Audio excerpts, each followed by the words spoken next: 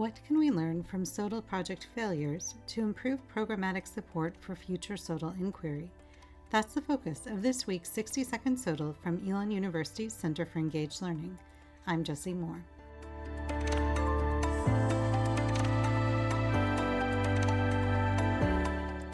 In Unpacking SoTL Failure, Lessons from a Fellowship Program Investigating Generative AI's Impacts, Chad Hershock, Laura Ochs Pottmeyer, Jacqueline Pincus, Elisabeth Ellington, and Zach Mineroff argue that failure isn't simply a project that finds no significant results.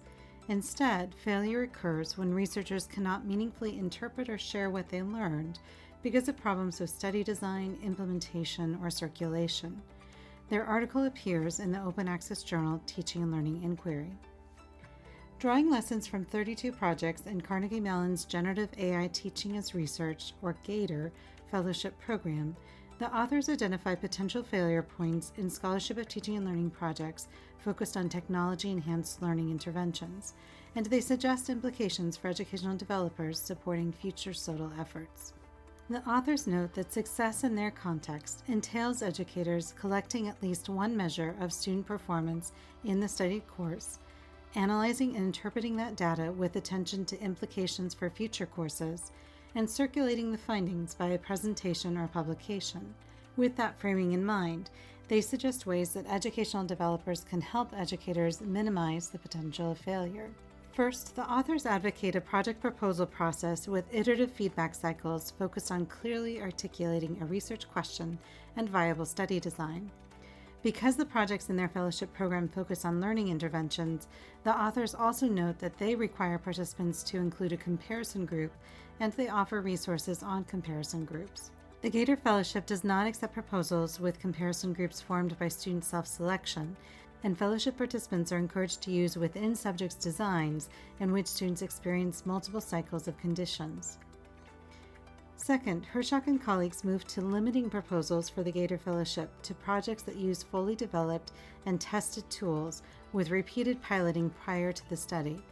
In essence, this requirement strives to reduce failure due to tool performance in studies of learning interventions.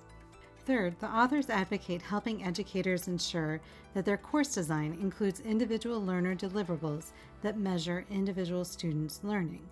In projects involving Gen AI, they also encourage fellowship participants to include a transfer task, completed after a delay, to explore whether improvement in student performance is an outcoming of learning or associated with access to Gen AI. Fourth, the GATOR Fellowship incentivizes circulation of findings, even when the study leads to null results. The consultation team shares examples of peer-reviewed publications of studies with null results and facilitates writing accountability groups. The strategies shared by the authors can strengthen both individual projects and the broader culture of SoTL. However, it's worth noting that the strategies align with very specific disciplinary lenses. The focus on quasi-experimental designs with null hypotheses, and the author's references to writing templates that follow an intro, methods, results, discussion format may result in missing the richness provided by other SoTL methods, such as those grounded in arts and humanities traditions. For that reason, I'd love to read parallel articles exploring what might constitute SoTL failure and strategies to avoid it from other Big Tent SoTL perspectives. To learn more about these strategies, visit our show notes for a link to the open access article. Join us for our next episode of 60-Second SoTL from Elon University's Center for Engaged Learning for another snapshot of recent scholarship of teaching and learning.